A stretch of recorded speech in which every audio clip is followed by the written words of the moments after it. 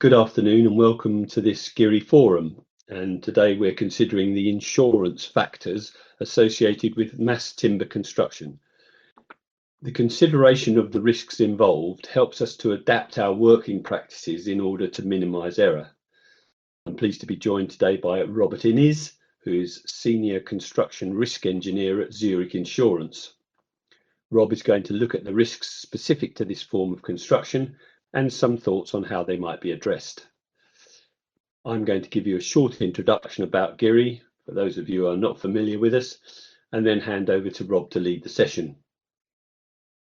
On the housekeeping front, can I ask you to mute your microphones if not speaking, but please remember to turn back on if you're invited to ask a question. If you don't mind, please leave on your video because that way we feel the meeting has more vitality. Any questions as we go through, please use the chat box and we'll try to pick up at the end or get back to you after the meeting. We will have some time after the presentations to take some live questions from the audience by indicating with your hand. If you have any tech problems, as usual, the advice is to turn off and try again, i.e. leave the meeting and rejoin using the same link. This afternoon's webinar is the next in a series of collaborations between GIRI and Zurich. Zurich are GIRI members.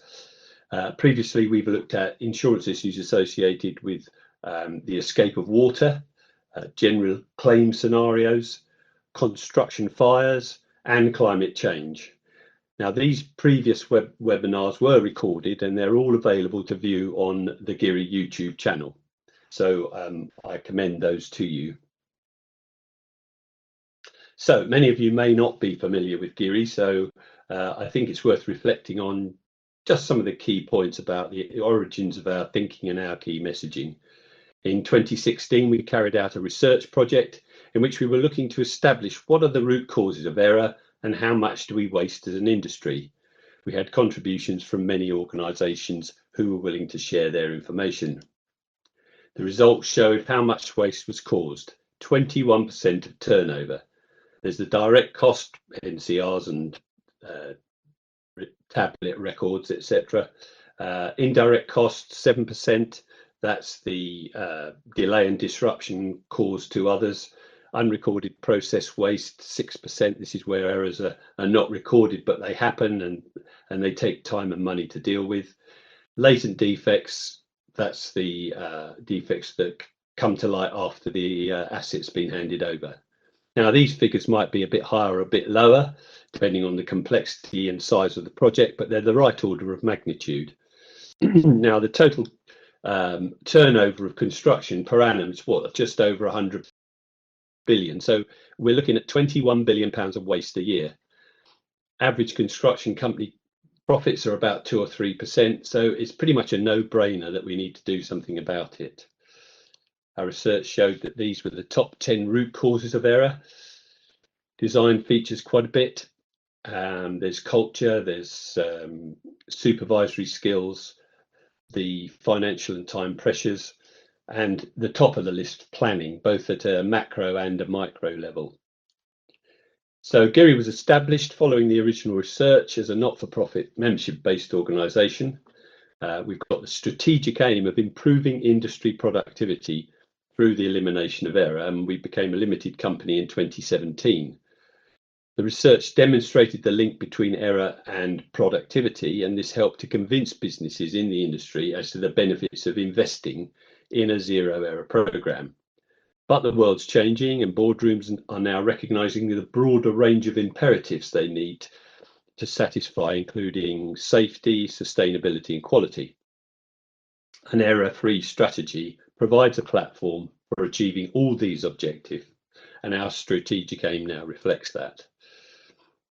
Taking a quick look at GIRI and how it's going about seeking to achieve its objectives, we have thought leadership through our training, through the campaigns we carry out, and through forums such as this.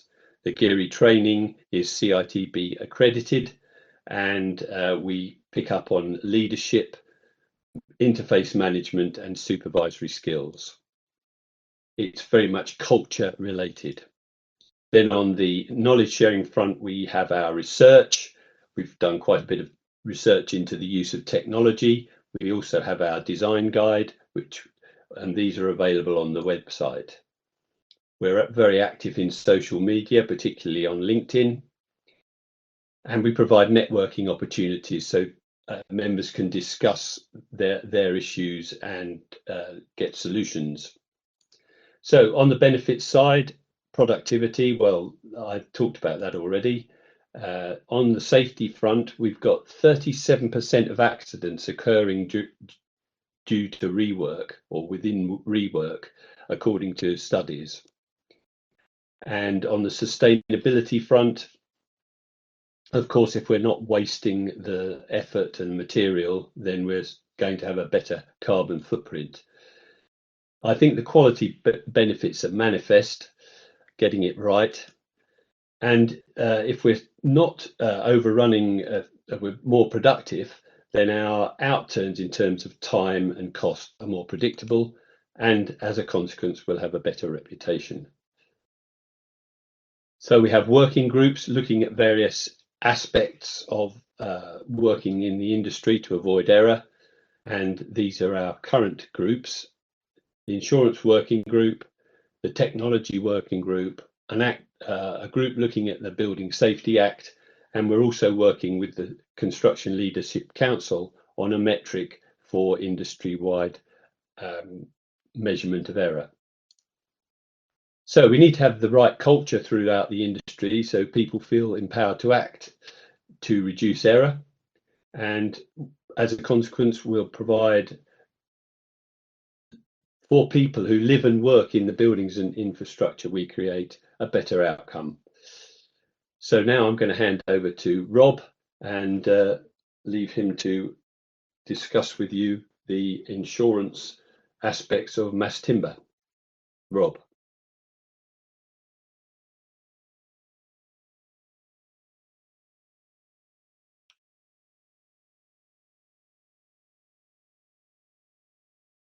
I think we're not hearing you, Rob. Right, hopefully you can hear me. I just had to find out how to unmute myself whilst in presentation mode. So hopefully everyone can see the screen. Hopefully you can hear me okay. Yeah, thank you for taking the time out of your lunch to join us here today. I enjoy doing these because I think it's really important to share knowledge and insight across all industries. So we continue to share, we continue to do better, and the insurance industry has a lot of knowledge that we see through claims when things go wrong. So I think we have a level of responsibility to try and share that information with you. Just going to go to my first slide, and just to give you an idea of what we're going to discuss today, just a bit of background to myself. We're going to go through the key risks and considerations, and importantly, the focus on today isn't really getting it right. To me, it's kind of how we can sort of get it done, and it's sort of, in a way, it's getting it done in the right way. And there's been a real challenge behind getting insurance with mass timber. So I'm really keen to try and help and share what I know and what I understand with you guys to sort of overcome those challenges. So, and then I'm gonna probably try and go through this at a reasonable speed. Questions, put them in the chat box, but I kind of do want to leave a reasonable time for Q&A at the end, because I'm sure there are lots of questions out there, and I'm open to try and answer as many questions as openly, as honestly as I can. So why did we choose this as a topic? I think everyone who sort of is involved in mass timber understands that getting insurance is really quite hard. I wanted to put this out there to try and overcome those challenges and try and help out and share our insight into this. So mass timber isn't a new material, but it is being used in ways that we haven't seen it before. We are seeing it in sort of more medium to high-rise buildings, when traditionally this was all very low, like 1 or 2 story buildings that you'd use for residential property. So we are seeing it used more and more.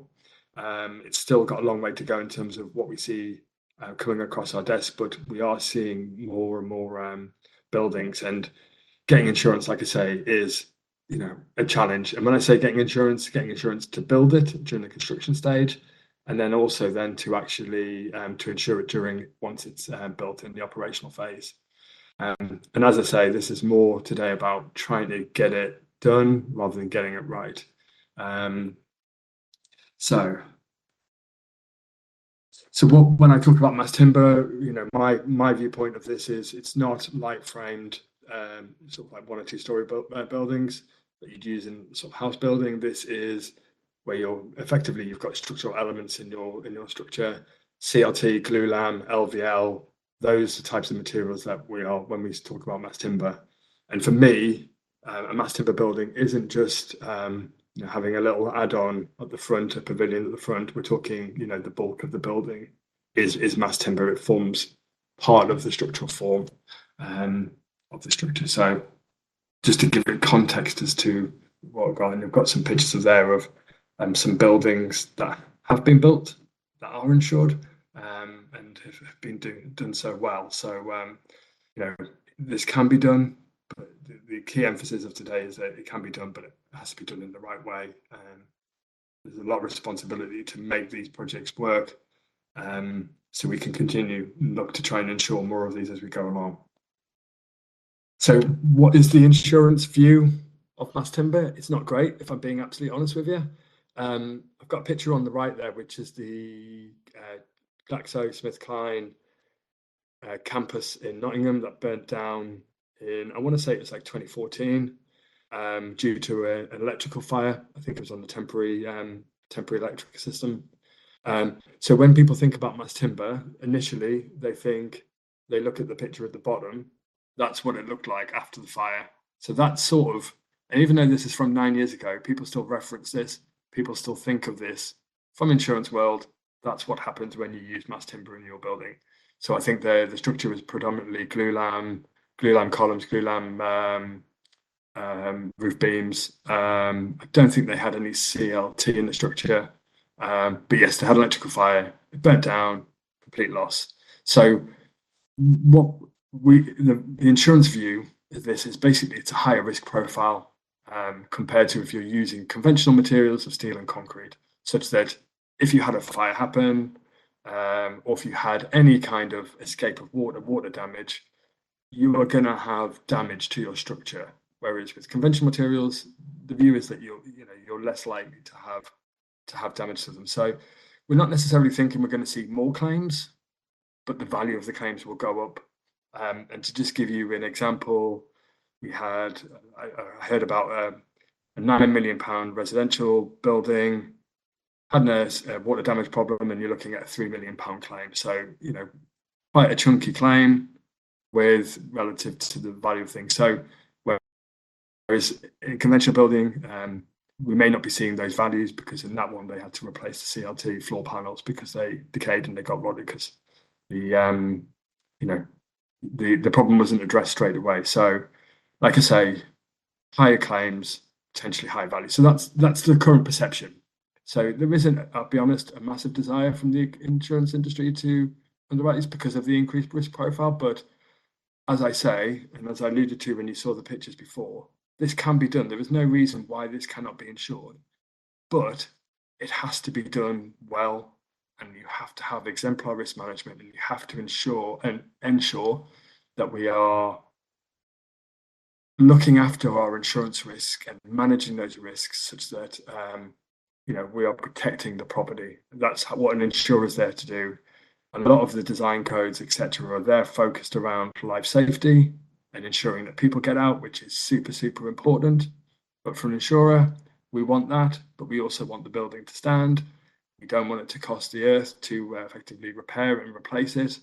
And as a client, we want to ensure that the business can operate as soon as possible after that event. So they're the key drivers for an insurer. And as I say, it's slightly heightened, all these risks and increased risk profile when we're incorporating mass timber into it. So as I say, I really strongly believe we can do this. I wouldn't be here today if I didn't think I wouldn't engage on this topic. It's quite passionate about it, But I think to do it, we need to work together. So going back to what Cliff was saying, like communication, collaboration between both sides. So this isn't, insurers dictating to you what you have to do and you do it. This is working together. You talk to us, speak to us about your designs. We then approach you and we tell you about our concerns, and we work together to find effectively a common ground that we all are happy with the project. So when I say insurance, effectively it's commercially viable, that the value and the number of claims that we are seeing don't outweigh the premiums that we're getting, because as soon as it becomes unprofitable, insurers effectively they don't necessarily want to write this, because we are a financial organization and we do have to effectively be profitable on this. So as I say, engagement with both, understand what a risk insurers' key concerns are, and addressing those during the design phase, I think, is absolutely paramount. So collaboration, and for me, exemplar risk management. It has to be, you have to do this well. You have to manage your risks during the construction phase and operational phase really well. So we have to see, exemplar risk management on this front. And I touch upon a few of these points during the course of the presentation. So what are our key concerns? We're not limited to this, but the 4 key ones: fire, but really importantly, water damage. That is a massive issue in conventional buildings, not just mass timber buildings, but obviously it's more heightened when you introduce mass timber, because you've got the risk of decay, rot, moisture, warping, etc. with mass timber than what you would normally do with a conventional building. So water damage, we see there are what you would term as sort of high frequency, low value events, but they're getting so frequent that it's just becoming a real problem. So don't just, when you're thinking about mass timber and you're thinking about insurance, please don't just think about fire risk. Fire risk is super important. It will, it's the thing that will cause us the biggest single loss, but water damage is super key for us. We have to understand that this is going to be managed well. And then just adding to that, we've got the supply chain.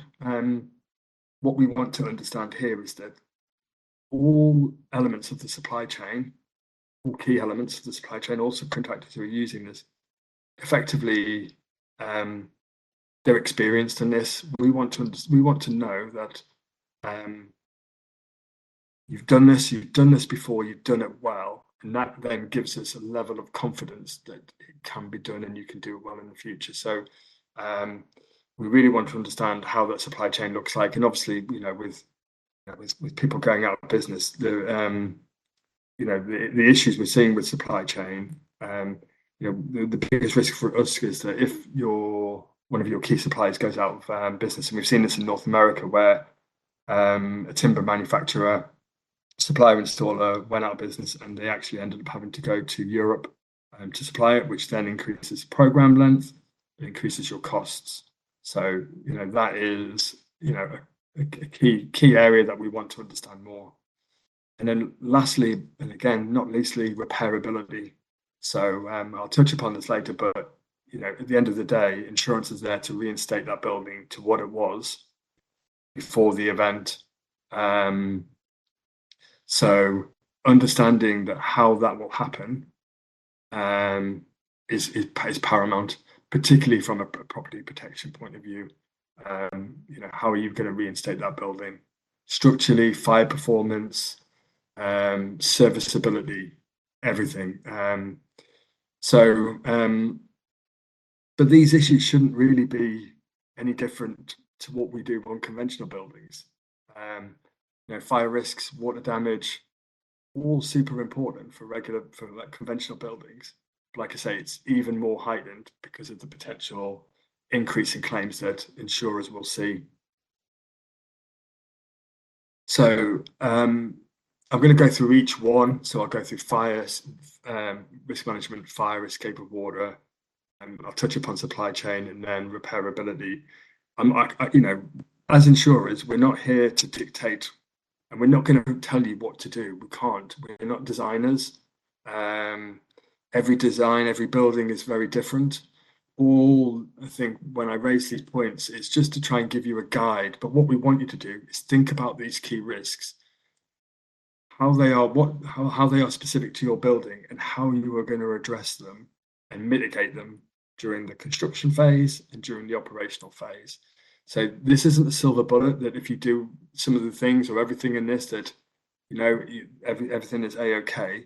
It's just there to provide a guide, and I'll touch upon some best practice document and later in the talk.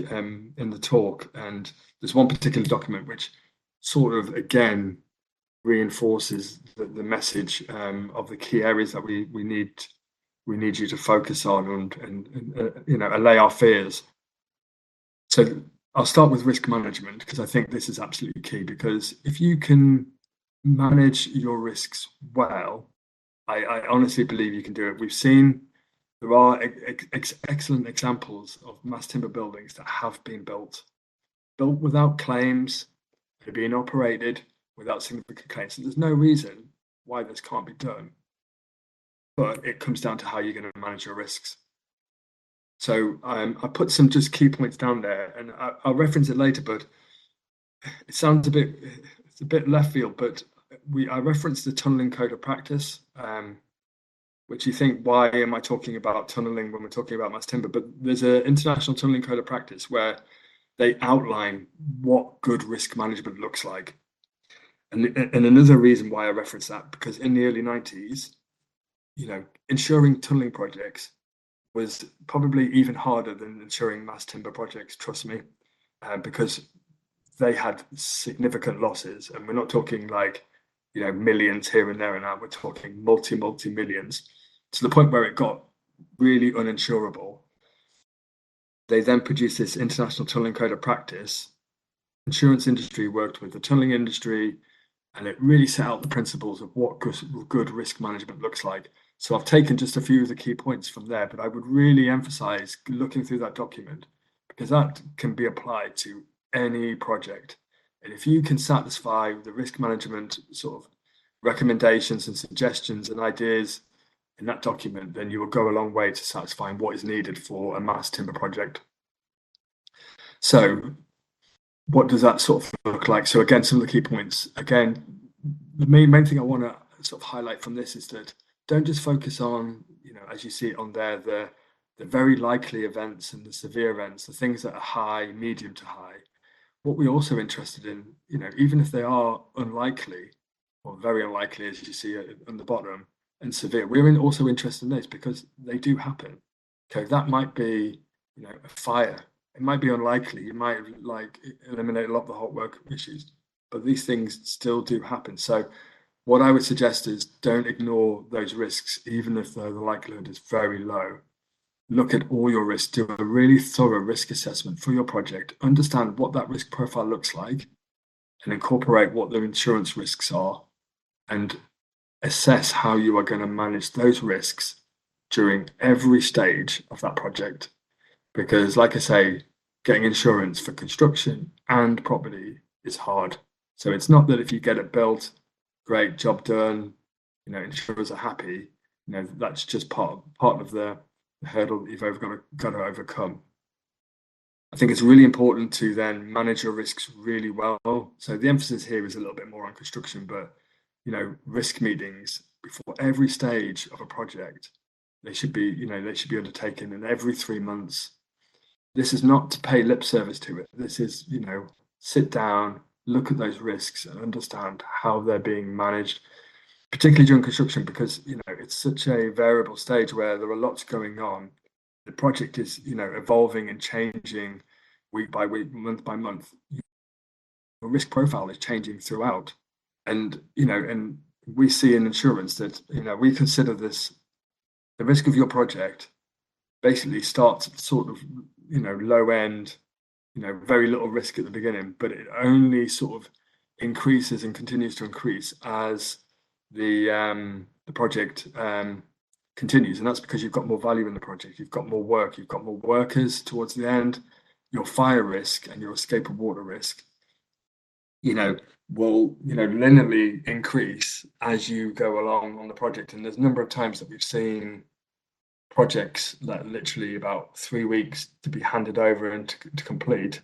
You're just about to turn the sprinkler system on. You're just about to, give the keys over to the owner, and we see, events that basically fire events, escape of water events that significantly delay the project. So it's really important to, particularly with mass timber, because you're introducing timber early into it, having those, risk meetings every 3 months, every stage. And like I say, going through it, you should be referring to your risk assessment and understanding what has changed, what's the status of the risk, and again, how we're managing it. And importantly, this shouldn't just stay at sort of like construction manager level. This is really important that this is cascaded all the way down to the people on the ground who are actually building this, because effectively that's where the risk ends up. That's where things go wrong. It's not, on pieces of paper, necessarily in, construction porta cabins or in offices. It's down at the ground. So it's really important to cascade those risks all the way down to the workforce, and that's through good communication.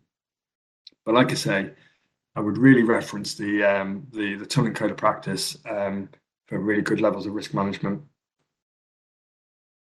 Fire risk. I've started with this one because it's usually the one that everyone sort of talks about, a lot with mass timber. 3 areas: arson, hot work, electrical fires. There are probably our 3 main, sources of fires. And the major concern, if I go back to that picture that I showed earlier on, the key concern for insurers is that you lose that whole structure. And when they are assessing it, usually, rightly or wrongly, but usually they will assume that they will lose all of that building. So that, in their eyes, if that building is insured for 100 million, they will be paying out £100 million claim on that project. And that's what they've got to assume in their sort of financial modelling when they're pricing. That's what they'll do. So, that's their viewpoint. I think there are ways that you can sort of bring that down, but fire is an important factor. So I'm just gonna touch on a few things. I'm trying to give some guidance here a little bit as to what may reduce your risk profile. So structural form, hybrid structures. I stole this from the War Thistleton guide that's just come out recently, but you can see the different types of hybrid structures going from fully formed or full timber at the bottom right to sort of basically just like floor panels on the top left. I think in insurance world, hybrid is more favourable. You're more likely to get insurance if it's a hybrid structure than if it's literally 100% mass timber, because again, the viewpoint is that you may not lose the whole building. If there were a fire, you may lose just some of your floors, etc. So I think consider hybrid. I'm not saying you have to do it, but it's viewed a bit better. For me, when I look at structure and you've got mass timber in it, I mean, I'm just interested in structural stability. So if there is a fire and you lose your mass timber elements, is the structure still standing? If your mass timber is forming part of your structural stability system, then for me, my viewpoint is that there is a risk that you have a building collapse.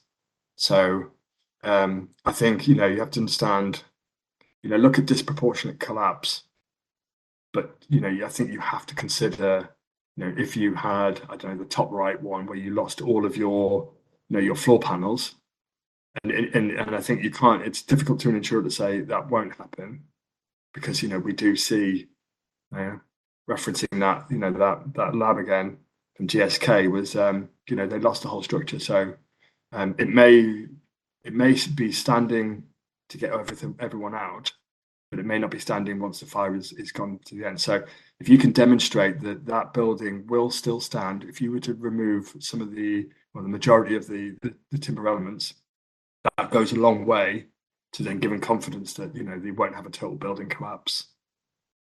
It's important to then reduce the fire risk. So again, no risk, no fire. So you have to really look hard as to how you are reducing that fire risk as far as possible. We should be doing this on every building, if I'm being absolutely honest with you, but this is absolutely imperative on a timber frame structure. So I think you just have to identify all the sources of fire within your building, and you have to explicitly say how they're going to be managed. We often ask for fire risk management plans on timber projects. We usually get a very generic document from contractors about how it's going to be managed, which looks, if I'm being honest, is generally a cut and paste job from project to project. But what we're looking for is project specific, where the fire risk is, what your hot works look like, what your electrical systems look like, how are you managing those risks during construction. I go to hot work, have you reduced it to a minimum? Have you got any hot works on the roof? Have you considered maybe, if you have to do hot work on a roof, the material of the roof, does it have to be mass timber? Why don't we look at looking at concrete roof slabs to facilitate, if you have to have a hot work solution? I'm not saying you can't have any hot work, but you have to be super, super, super, super careful if you're introducing it into the building, and it has to be managed really, really well, and not just on paper with an exemplary hot work permit system. We're talking in practice. So if you can eliminate as much as possible, demonstrate that to your insurer, that's what you've done. What is the residual hot work? How are you going to manage it? It will help. So if you can do anything off-site as much as possible, even better. Arson risk is another one. Probably a bit less in the UK, but it's still there. We've seen it up in we have seen examples up in Scotland, around the country. It's not like super key, but we do see it. So I would consider non-combustible materials at lower levels. So if your ground floor is made out of concrete, maybe even the first two floor, again, that looks more favourable because you're taking that potential arson risk out of the insurer's sort of viewpoint. So anything that you can do to help improve it, the better.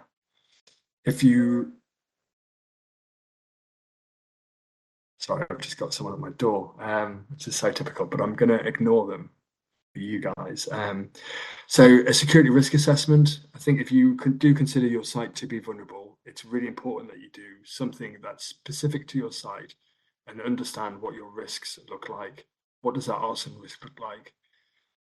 Again, during the construction phase, don't just think of where your site, where your holdings are, where your building is, and providing enough sort of separation. Look at how you're storing materials. It's no good if you've got a tight site, you're storing combustible waste materials within close proximity to buildings. So we're practical. I emphasize this: we're practical. It's not practical on everything. I live in the City of London. I appreciate that you've got very constrained sites, but you have to manage combustible materials in and around your building really well to reduce that arson risk, and demonstrate this. Again, this is aimed at subcontractors, but how are you going to manage your waste and combustible materials during the course of the project? Insurers do not view it favourably if you've got waste materials within the building or adjacent to it. So think about your housekeeping, think about how you're storing waste materials. I'm not going to labour through all of these because they're on the slides. It'll be on the YouTube. The only point I'm just going to make is it's what about other green walls, PV panels, EV charging, all great stuff. But if you've got a building which is already viewed as high risk profile with mass timber, when you're introducing green walls, PV panels, EV charging, for an insurer, this just it just adds onto it. It adds onto the risk profile. So I'm not saying don't do it. I'm just saying think carefully about when you do it and how you are going to manage those risks, because what you're doing by introducing these additional features is you're just increasing the risk profile and it's just making it a little bit harder. So I think you need to prioritize what you want to do. But if you are going to introduce green walls, PV panels, etc., really understand how those risks are going to be mitigated, because we are seeing a lot more claims associated with those, and then added with mass timber, it's you just make it it's making things harder. So so think carefully. And then the last point, the cladding, again, for me, if you're introducing mass timber into the structure, I think you would be wise to, stick to Class A and non-combustible cladding, because again, it's just a perception as well. Perception is as much as anything. So and if you are introducing anything else, again, you really need to understand and clearly satisfy insurers' concerns, because they will be concerned if reducing anything above Class B, B and above. I won't labour on this one, but just 2 points I'm going to make on it is encapsulation is always viewed more favourably. I'm going to put it out there. Appreciate it's not the most, aesthetically pleasing, but insurers do prefer it. So considering it as much as possible. One thing you have to think about with insurers is that, we appreciate we don't live in an ideal world. So we appreciate that things can be fire engineered, but in reality, what happens can be very different. So I'm just getting the picture on the bottom right. It's not a mass timber building, it's just a regular building. But that's, you can't see much of the detail, but that is all flammable liquids that are unbunded, stored in the basement of the structure. As an insurer, you have to think, okay, so if that was all mass timber, that might be fire engineered, but have they considered that, a contractor may, store a lot of flammable liquid, a lot of combustible materials right next to your structure, and that thing could go up in flames? Perhaps not. So but that's how insurers view it, because that's what happens in reality. So if you're going to do a fire energy approach, you have to understand that, how are you going to ensure that that approach is maintained at all times during the construction phase and during the operational phase, that building management, they stick to what should be done in the O&M manual. That's really important. We can't live in this idealistic view that combustible materials, anything that can is managed well. We have to consider the practicalities of real life. So so if you're going down the fire engineer approach, understand that how is that going to be managed during both phases. Look on to the next one. Water damage, again, such a key one for us. We've seen massive claims over recent years, massive delays to it. Two areas, we've got water ingress and we've got escape of water. So we want to see water management plans. That has to be mandatory on construction projects involving mass timber. Basically, that's a plan just telling me how are you going to manage, what the risks are, and how are you going to manage that risk during the construction phase. And moisture protection plan, principally because how are you going to ensure that effectively, we're looking at mold decay, how you ensure that moisture levels within that building, humidity levels are controlled within whatever is required as per the sort of manufacturer's guidelines. So I think the key message from water ingress is good detailing and getting the building weather tight as soon as possible.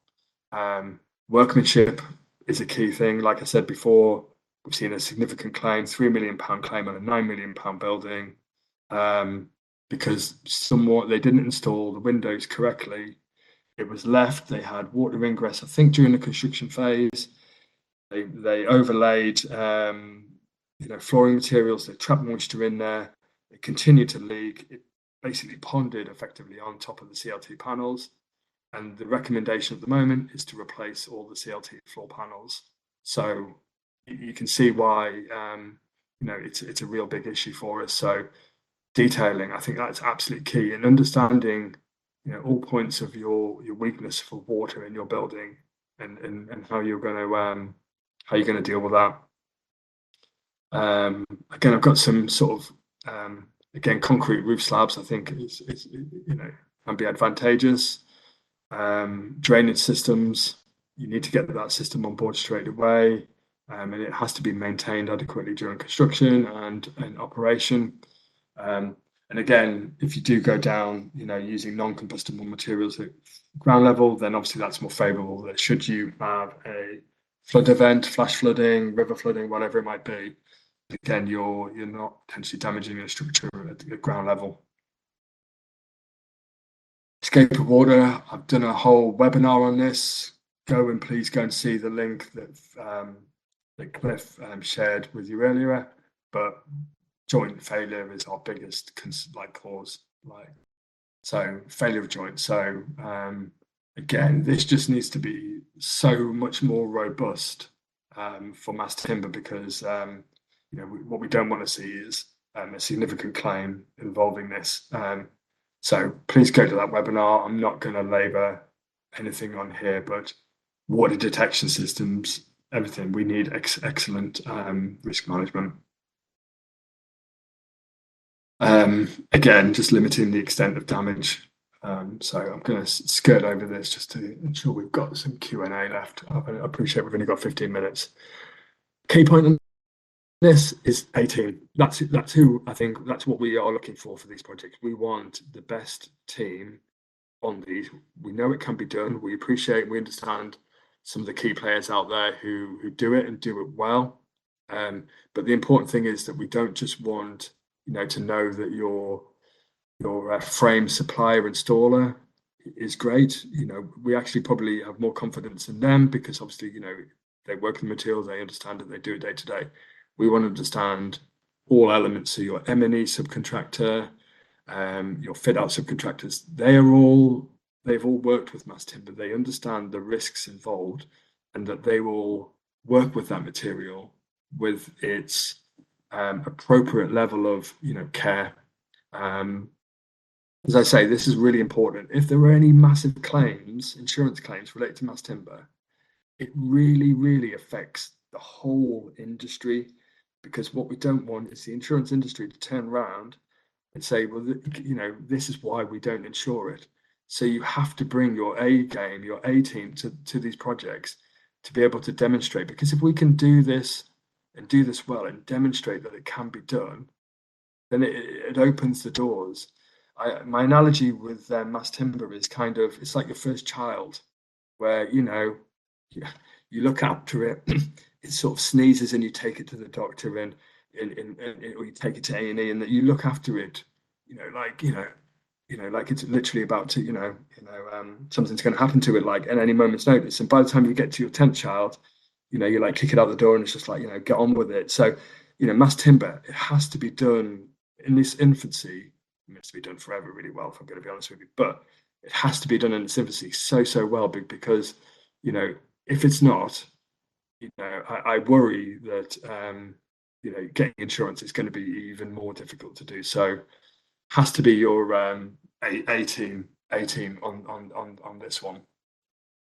And peer reviews, I think that's really important. And don't be afraid, and I allude this later, like I say, collaborate, speak to insurers. We've done this. We've worked with some engineers and architects where they've, sent us over their building designs, and we've reviewed it for an insurance point of view, and we provided feedback, and we've told them things that they've never considered, and things that we didn't even know that they were doing. So again, it's just about communication and understanding it. So yeah. And last one is repairability. I'm going to again just talk about that very lightly, but important. Insurers have to reinstate to the building generally where it was before the loss. So you might be able to demonstrate that the building will stand up, the char layer, you've got adequate fixed fire protection, but then you've got to understand, what does the client want after the event? Do they want to see that char layer? Does that have to be reinstated? How can it be reinstated? How can you reinstate the fixed fire, the protection, the char layer after an event? Are you compromising your structural stability?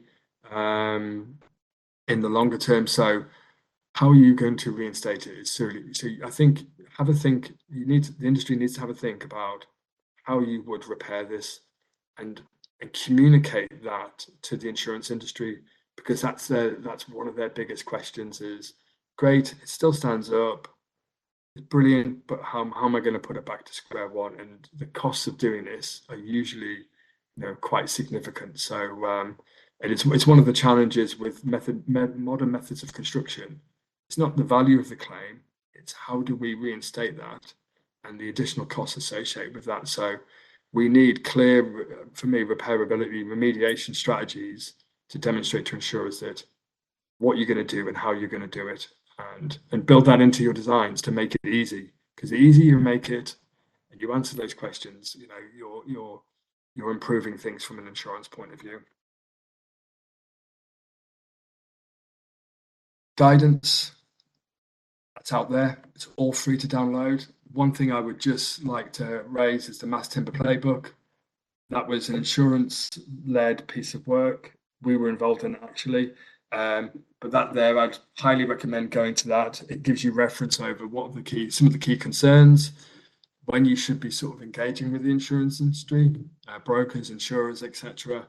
It provides, for me, like a really good platform for communication.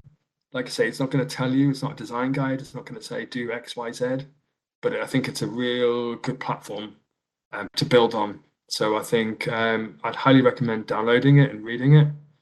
But there are some other really good sort of free guidance documents. Again, a lot of this is driven through the insurance world, so it's giving you insurers perspective, some requirements, etc. So please look at these and use these and incorporate these into your designs and construction and operational elements as much as possible. So hopefully I've left 10 minutes. I've probably gone on a bit longer than what I was hoping to, but that's the summary. But basically, we need to do this, and we need to do this well if we want to insure mass timber. I think there are lots of great things that the construction industry designers are doing, but I think there's a real, that has to be clearly communicated to insurers.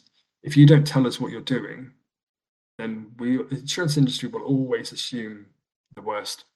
They're slightly risk averse. So if you don't tell us, how you're dealing with some of these key risks, they will just assume that you're not doing it, and therefore, so I think there has to be a real emphasis on presenting your projects to the insurance industry and just literally putting it in their faces as to how you're managing all these key risks. Put them in a position where it makes it harder for them to not want to do it. There'll be other reasons why they may not do it, rather than just the fact that you're using mass timber. So engagement, I think, is absolutely key. As I say, we're Zurich is risk engineering, resilient solutions. Here we are.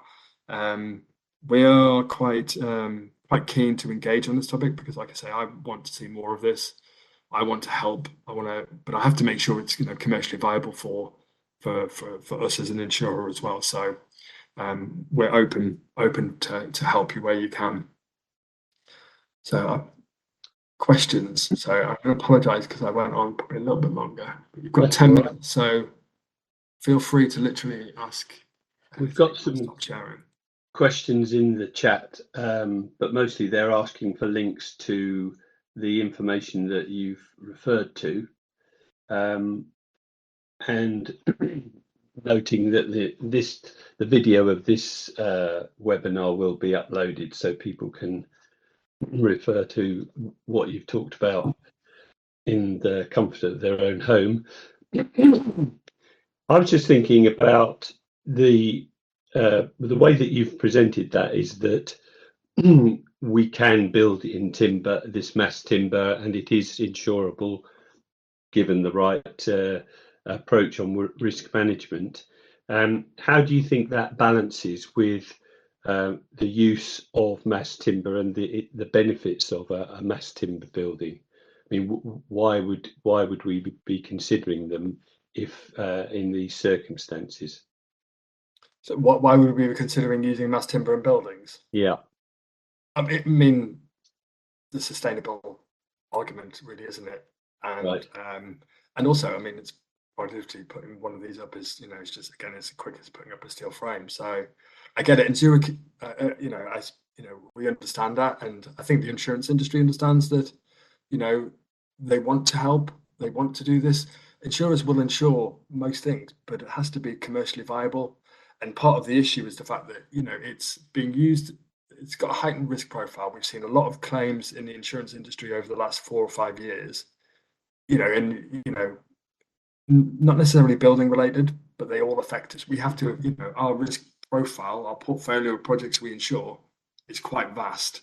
So as soon as we start seeing significant claims and things, it makes things. So what you've probably seen over the last 4 or 5 years is a lot of insurers tightening their portfolio, trying to be a bit more sort of selective in their risks, so they don't have exposures. You would have seen literally over the last 4 or 5 years several notable insurers not doing construction insurance anymore because of claims that we've seen.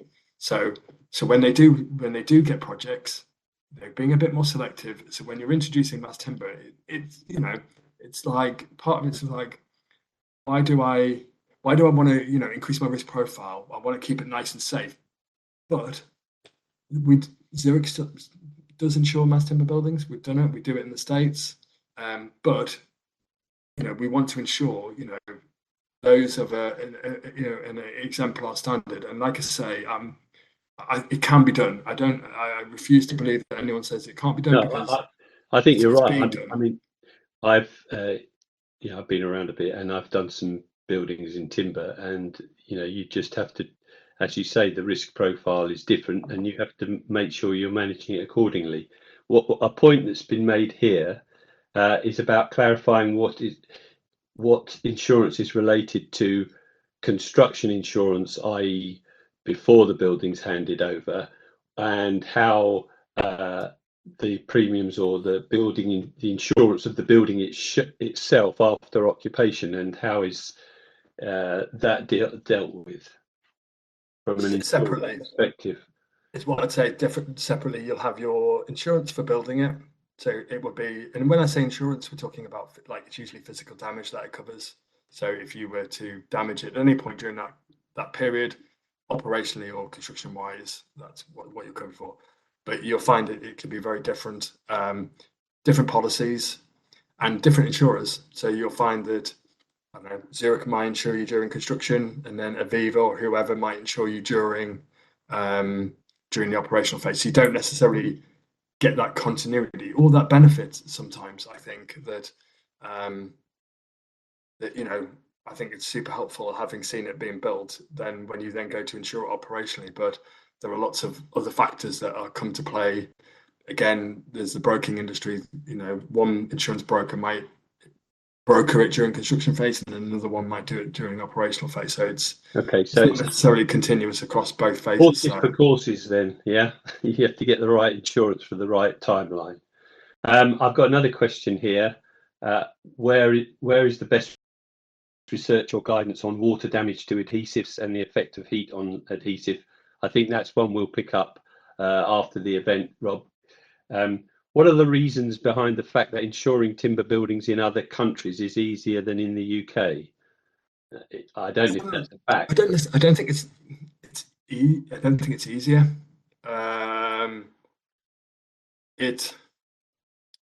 But what I would say is, I think there are a lot of lessons that we can learn from, and I think that you kind of have to remove yourself from this silo mentality of every country is different. It's got its own different risks. But I guess fundamentally, taking the slightly environment side out of it, building is a building. The fire risk, escape wall damage risk should still be the same. The environment that you build in, the flood risk, the humidity levels, etc., and all that lot will vary. So I think there's a lot we can learn, and that's something I'm super keen on. We are underwriting a bit more in the US, so we're keen to learn from what they're seeing, what they're doing. I think for me, this is really about sharing knowledge, and I'm not talking sharing knowledge of when things go wrong, which is historically is what you do in insurance, because but I think it's important on mass timber is when things go well. celebrate successes and educate. I think for me, education is key. We, the insurance industry, needs to be educated more around these topics. I think I think the construction industry, it's important for them to do that, and we're trying to educate more around about what our key concerns are. I could literally talk to you about for 3 or 4 hours on each of these topics, and I know you could. and so forth. And doing this in an hour is really tricky. But to me, I think the fundamental thing is collaboration. I think, and engagement. And I say that not just from the construction industry to insurance back, because how are you meant to try and address our key concerns and our requirements if you don't understand what those are? So I do think it's really important, and that's why I want to do webinars like this and engage, because I think we have a responsibility, because it's coming. The more and more sustainable buildings. We're coming up to the time scale now, Robert. So I just want to thank you very much for your insights again.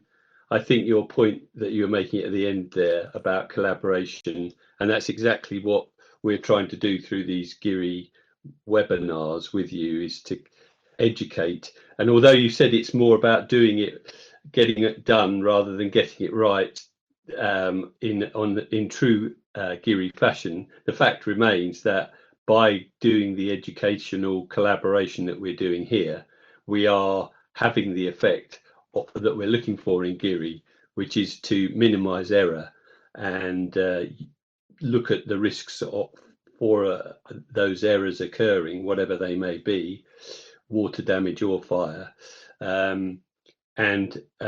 So thank you very much for that, and hopefully we'll be working together again soon on the next subject that Zurich are pleased to do a webinar with us. So thank you very much, Robert.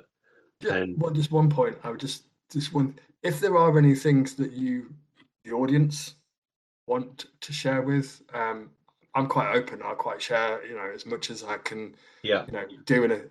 I recommend just reaching out to Cliff or to whoever and say particular topics, areas that they are from an insurance point of view. Then don't be afraid to ask, because I'm more than welcome to do these webinars and share as much information, because it's in everyone's interest, I think, to do this. It certainly is. We all want successful projects. There's no one involved, including insurers, who want unsuccessful projects. So well, yeah. We're as I say, this will be available on YouTube via the website. We do have the opportunity for people to ask questions and inquire. So you're right. Everyone here should, if they've got any issues, get in touch with us and tell your friends. And we've got more webinars coming up shortly with the design on design side. So it is important that we get that feedback from people so we know where to go next. Thank you very much, everybody. That's we slightly overrun on the time. I'm watching the chat. We will pick up on that and pass that to Robert, and that will be a first step in responding to your interest. Thank you, Robert. Thank you, everybody. See you soon, I hope. Goodbye.